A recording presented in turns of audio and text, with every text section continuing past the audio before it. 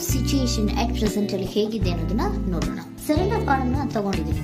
Surrender to prior ಅಂತ ಕೊಡ್ತಾ ಇದ್ದಾರೆ. ನೀವು ಪ್ರಯರಿನ ಕಡೆಗೆ ಹೆಚ್ಚು ಗಮನವನ್ನ ಕೊಡಿ. ಸ್ವಲ್ಪ ದೇವರ ಕಡೆಗೂ ಹೆಚ್ಚು ಗಮನವನ್ನ ಕೊಡ್ಬೇಕಾಗತ್ತೆ. ಯಾವಾಗ ನೀವು ದೇವರನ್ನ ತುಂಬಾ ಹೃದಯದಿಂದ ಪ್ರಾರ್ಥನೆಯನ್ನ ಮಾಡಿ ನನಗೆ ಸಹಾಯವನ್ನ ಮಾಡು ಅಂತ ಕೇಳ್ತಿರೋ ಆಗ ಅದೆಲ್ಲ ಸಮಸ್ಯೆಗಳಿಂದ ನೀವು ಆಚೆ ಬರ್ತೀರಾ. ಮಾಡೋದ್ರಿಂದ ದೇವರನ್ನ ನೀವು ಧ್ಯಾನ ಮಾಡೋದ್ರಿಂದ ನಿಮ್ಗೆ ಏನ್ ಸಿಗುತ್ತೆ, ಯಾವುದೇ ರೀತಿಯ ಗೊಂದಲಗಳಿಗೆ ಅಥವಾ ಯಾವುದೇ ರೀತಿಯ ಸಮಸ್ಯೆಗಳು ನಿಮ್ಮಲ್ಲಿ ಇದ್ರೂ ನಿಮ್ಮ ಲವ್ ಲೈಫಿನ ವಿಚಾರವಾಗಿ ನಿಮ್ಗೆ ಆನ್ಸರ್ಗಳು ಸಿಗುತ್ತೆ, ಮತ್ತೆ ಸಪೋರ್ಟ್ ಕೂಡ ನಿಮ್ಗೆ ದೇವ್ರ ಕಡೆಯಿಂದ ಸಿಗುತ್ತೆ ಅನ್ನುವಂತಹದ್ದು ನಿಮ್ಗೆ ಹೇಳ್ತಾ ಇದ್ದಾರೆ. ಅಟ್ ಪ್ರೆಸೆಂಟ್ ಅಲ್ಲಿ ಲವ್ ಸಿಚುಯೇಷನ್ ನಿಮ್ಗೆ ಬಾಟಮ್ ಆಫ್ ದ ಟಚ್ ಬಂದಿರುವಂತಹದ್ದು ರೆಫ್ಯೂಸಿಂಗ್ ಆಫರ್. ಯಾವುದೋ ಕೆಲವೊಂದು ನಿಮ್ಮ ಲವ್ ಲೈಫಿನ ವಿಚಾರವಾಗಿ ಆಫರ್ ಗಳನ್ನ ರೆಫ್ಯೂಸ್ ಮಾಡ್ತಾ ಇರುವಂತಹದ್ದು ಅಥವಾ ಮಿಸ್ಡ್ ಆಪರ್ಚುನಿಟಿ ಅನ್ನುವಂತಹದ್ದು ರೆಪ್ರೆಸೆಂಟ್ ಆಗ್ತಾ ಇದೆ. ಯಾಕೋ ನೀವು ಮಿಸ್ ಮಾಡ್ಕೋತಾ ಇದ್ದೀರಾ ಕೆಲವೊಂದು ಆಫರ್ಸ್ ಗಳನ್ನ ಅನ್ನುವಂಥದ್ದು ರೆಪ್ರೆಸೆಂಟ್ ಆಗ್ತಾ ಇದೆ. ಏನೋ ಒಂದು ರೀತಿಯ ಧ್ಯಾನ ಮಾಡ್ತಾ ಇರುವಂತದ್ದು, ಚಿಂತೆಯನ್ನ ಮಾಡ್ತಾ ಇರುವಂತದ್ದು ರೆಪ್ರೆಸೆಂಟ್ ಆಗ್ತದೆ. ಪಾಸ್ಟಿನಲ್ಲಿ ನಿಮ್ಮ ಲವ್ ಲೈಫಿನ ವಿಚಾರವಾಗಿ ಒಂದು ನ್ಯೂ ಐಡಿಯಾ ಇತ್ತು, ಏನೋ ಒಂದು ರೀತಿಯ ಹೊಸ ಐಡಿಯಾಗಳನ್ನ ಮಾಡ್ಕೊಂಡಿದ್ರಿ. ಲವ್ ಲೈಫಿನ ವಿಚಾರವಾಗಿ ನಿಮ್ಮ ಆಪರ್ಚುನಿಟಿ ಕೂಡ ಚೆನ್ನಾಗಿಯೇ ಇತ್ತು. ಆದ್ರೆ ನಿಮ್ಮ ಲವ್ ಲೈಫಿನ ವಿಚಾರದಲ್ಲಿ ಕಿಂಗ್ ಆಫ್ ಸೋರ್ಸ್, ನೀವೇನನ್ನ ನಿಮ್ಮ ಲವ್ ಲೈಫಿನ ವಿಚಾರವಾಗಿ ಏನನ್ನ ಎಕ್ಸ್ಪೆಕ್ಟ್ ಮಾಡಿದೀರಾ ಪಾಸ್ಟಿನಲ್ಲಿ ಅಂದ್ರೆ ಲವ್ ಲೈಫಿನಲ್ಲಿ ಒಂದು ಕ್ಲಿಯರ್ ಇರಬೇಕು, ಕ್ಲಾರಿಟಿ ಇರಬೇಕು, ಮತ್ತೆ ಯಾವುದೇ ವಿಚಾರ ಕೂಡ ನಿಮ್ಮ ಲವ್ ಲೈಫಿನ ವಿಚಾರದಲ್ಲಿ ಮುಚ್ಚುಮರೆ ಅನ್ನೋದು ಇರಬಾರ್ದು.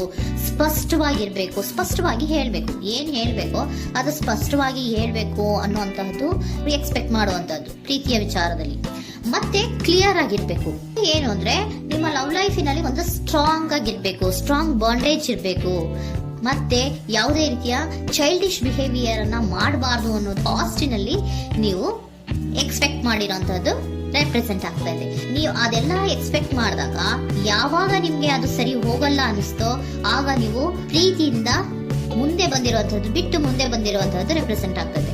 ಮೋಸ್ಟ್ ಪ್ರಾಬಬಲಿ ನಿಮ್ಮ ಕೆಲವೊಬ್ಬರಿಗೆ ಈಗ ಆಲ್ರೆಡಿ ಕೆಲವೊಂದು ರೀತಿಯ ಬ್ರೇಕಪ್ ಗಳು ಆಗಿರಬಹುದು, ಕಮ್ಯುನಿಕೇಶನ್ ಇಲ್ಲದೆ ಇರುವಂತಹದ್ದು ರೆಪ್ರೆಸೆಂಟ್ ಆಗ್ತಾ ಇದೆ. ಮೋಸ್ಟ್ ಪ್ರಾಬಬಲಿ ನೀವು ಇವಾಗ ಇಬ್ರು ಕೂಡ ನೀವು ಮಾತಾಡದೆ ಇರುವಂತಹದ್ದು ರೆಪ್ರೆಸೆಂಟ್ ಆಗ್ತಾ ಇದೆ. ಸೊ ಯಾವುದೇ ರೀತಿಯ ಕಾಂಟ್ಯಾಕ್ಟ್ ಅಲ್ಲಿ ಇಲ್ಲದೆ ಇರುವಂತಹದ್ದು ರೆಪ್ರೆಸೆಂಟ್ ಆಗ್ತಾ ಇದೆ. ನೋಡಿ, ಮುಂದೆ ಬರ್ತಾ ಇರುವಂತಹದ್ದು ರೆಪ್ರೆಸೆಂಟ್ ಆಗ್ತಾ ಇದೆ. ಯಾಕೋ ತುಂಬಾ ಬೇಜಾರಲ್ಲಿ ಇರುವಂತಹದ್ದು. ಪಾಸ್ಟಿನಲ್ಲಿ ಕೂಡ ನೀವು ಲವ್ ಲೈಫಿನ ವಿಚಾರವಾಗಿ ಕೆಲವೊಬ್ರು ಬೇಜಾರಲ್ಲಿ ಇರುವಂತಹದ್ದು ರೆಪ್ರೆಸೆಂಟ್ ಆಗ್ತಾ ಇದೆ.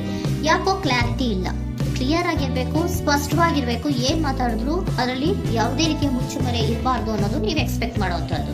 ಪಾಸ್ಟಿನಲ್ಲಿ ಕೂಡ ನಿಮ್ಗೆ ಸ್ವಲ್ಪ ಬೇಜಾರುಗಳಾಗಿರುವಂತಹದ್ದು ರೆಪ್ರೆಸೆಂಟ್ ಆಗ್ತಾ ಇದೆ. ಅಟ್ ಪ್ರೆಸೆಂಟಿನಲ್ಲಿ moon card, 9 of swords, 6 of swords ಬಂದಿದೆ. ಮೂನ್ ಕಾರ್ಡ್ ಏನನ್ನ ರೆಪ್ರೆಸೆಂಟ್ ಮಾಡುತ್ತೆ? ಇಲ್ಯೂಷನ್ ಅನ್ನ ರೆಪ್ರೆಸೆಂಟ್ ಮಾಡುತ್ತೆ, ಕೆಲವೊಂದು ರೀತಿಯ ಭ್ರಮೆಗಳನ್ನ ರೆಪ್ರೆಸೆಂಟ್ ಮಾಡುತ್ತೆ, ಆತಂಕಗಳನ್ನ ರೆಪ್ರೆಸೆಂಟ್ ಮಾಡುತ್ತೆ. ಮತ್ತೆ ನಿಮ್ಮ ಲವ್ ಲೈಫಿನ ವಿಚಾರದಲ್ಲಿ ಯಾವುದೇ ರೀತಿಯ ಸ್ಥಿರವಾಗಿ ಇಲ್ಲ, ಯಾವುದು ಕರೆಕ್ಟ್ ಆಗಿ ಇಲ್ಲದೆ ಇರುವಂತಹದ್ದು ನಿಮ್ಗೆ ರೆಪ್ರೆಸೆಂಟ್ ಆಗ್ತಾ ಇದೆ.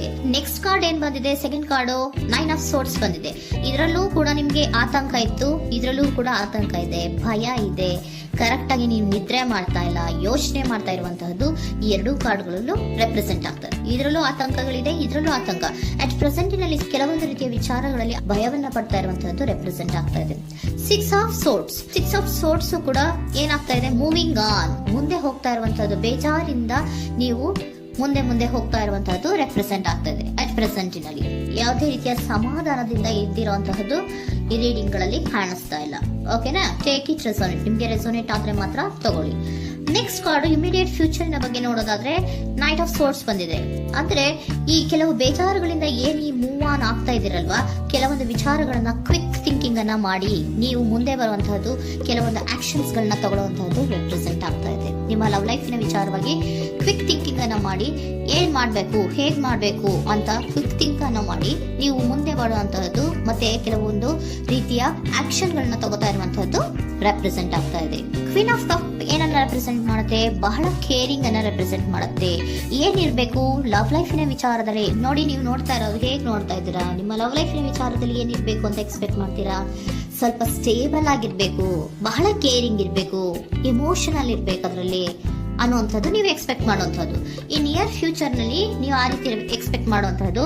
ನೆಕ್ಸ್ಟ್ ಕಾರ್ಡ್ ಬಂದಿರುವಂತಹದ್ದು ಏರೋಫೆಂಟ್ ಕಾರ್ಡ್ ಬಂದಿದೆ. ಏರೋಫೆಂಟ್ ಕಾರ್ಡ್ ಏನನ್ನ ರೆಪ್ರೆಸೆಂಟ್ ಮಾಡುತ್ತೆ? ಕೆಲವೊಂದು ವಿಚಾರಗಳ ಬಗ್ಗೆ ತಿಳ್ಕೊತಾ ಇರುವಂತಹದ್ದು. ಏನೋ ಕೆಲವು ವಿಚಾರಗಳ ಬಗ್ಗೆ, ನಿಮ್ಮ ಲವ್ ಲೈಫಿನ ವಿಚಾರಗಳ ಬಗ್ಗೆ ತಿಳ್ಕೊತಾ ಇದ್ದೀರಾ, ಏನಾಗಿದೆ, ಹೇಗಾಗಿದೆ, ಸ್ವಲ್ಪ ಆಕ್ಷನ್ಸ್ ಅನ್ನ ತಗೋಬೇಕು ಅಂದ್ರೆ ನಾನು ಸ್ವಲ್ಪ ಕೇರ್ ಅನ್ನ ಮಾಡಬೇಕು, ಸ್ಟೇಬಲ್ ಆಗಿರ್ಬೇಕು ಅಂದ್ರೆ ಸ್ವಲ್ಪ ನಾನು ಕೇರ್ ಅನ್ನ ಮಾಡಬೇಕು, ಆಕ್ಷನ್ ಅನ್ನ ತಗೋಬೇಕು ಅನ್ನೋಂತಹ ನಿರ್ಧಾರಗಳನ್ನ ನೀವು ಮಾಡ್ತಾ ಇರುವಂತದ್ದು ರೆಪ್ರೆಸೆಂಟ್ ಆಗ್ತಾ ಇದೆ. ಹಾಗಿದ್ರೆ ಏಂಜಲ್ ಗೈಡೆನ್ಸ್ ಏನ್ ಕೊಡ್ತಾರೆ? Are you ready? ನೀನು ರೆಡಿಯಾಗಿದ್ದೀರಾ ನೀವು ಅಂತ ಕೇಳ್ತಾ ಇದ್ದಾರೆ ಏಂಜಲ್ಸ್ಗಳು. ಅಂದ್ರೆ ಏನು? ನೀನ್ ಇಲ್ಲೇ ಕುತ್ಕೊಂಡು ಅಳ್ಕೊಂಡು ಬೇಜಾರು ಮಾಡ್ಕೊಂಡು ಕುತ್ಕೊಳ್ಳೋದು ಬೇಡ, ಸ್ವಲ್ಪ ನೀನು ಮುಂದೆ ಮೂವ್ ಆಗು. ಅಲ್ಲಿರೋದ್ರಿಂದ ಏನು ಪ್ರಯೋಜನ ಇಲ್ಲ. Are you ready? ನೀವು ರೆಡಿ ಆಗಿದ್ದೀರಾ? Within the next few weeks, ಕೆಲವೊಂದು ವೀಕ್ಗಳಲ್ಲಿ, ಕೆಲವೊಂದು ವಾರಗಳಲ್ಲಿ ನೀವು ಏನಾಗ್ತೀರಾ? ಅಬಂಡೆನ್ಸ್, ಸಾಮರಸ್ಯ ಅನ್ನೋದು ಇರುತ್ತೆ. ಇಂಪ್ರೂವಿಂಗ್ ಹೆಲ್ತ್ ಅಂದ್ರೆ ಏನು? ನೀವು ಯೋಚನೆ ಮಾಡಿ ಮಾಡಿ ಮಾಡಿ ಏನ್ ನೀವು ಈ ಆರೋಗ್ಯವನ್ನ ಹಾಳು ಮಾಡ್ಕೊಂತ ಇದ್ದೀರಾ. ಸೊ ಇಂಪ್ರೂವಿಂಗ್ ಹೆಲ್ತಿನ ಕಡೆಗೆ ಗಮನವನ್ನ ಕೊಡಿ. ಆತಂಕವನ್ನ ಮಾಡ್ಕೊಂಡು ಭಯವನ್ನ ಪಡ್ಕೊಂಡು ಮುಂದೆ ಹೋಗ್ಬೇಕಲ್ಲ ಅಂತ ನೀವು ದಿನ ಹೆಂಗೆ ಕಾಲವನ್ನ ಮುಂದೆ ಹಾಕ್ತಾ ಇದ್ರೋ ಅದಕ್ಕೆ ಏನ್ ಹೇಳ್ತಾ ಇದ್ದಾರೆ? Are you ready? ಮುಂದೆ ಬರೋದಕ್ಕೆ ನೀನ್ ರೆಡಿ ಆಗು. ಅಲ್ಲೇ ಕೂತಿರೋದ್ರಿಂದ ಯಾವುದೇ ರೀತಿಯ ಪ್ರಯೋಜನ ಇಲ್ಲ. ಸ್ವಲ್ಪ ನಿಮ್ಮ ಹೆಲ್ತಿನ ಕಡೆಗೆ ಗಮನವನ್ನ ಕೊಡಿ. ಸಮೃದ್ಧಿ ಅನ್ನೋದು ಬಂದೇ ಬರುತ್ತೆ, ಸಾಮರಸ್ಯ ಅನ್ನೋದು ಇದ್ದೇ ಇರುತ್ತೆ ಅನ್ನೋದು ಹೇಳ್ತಾ ಇದ್ದಾರೆ.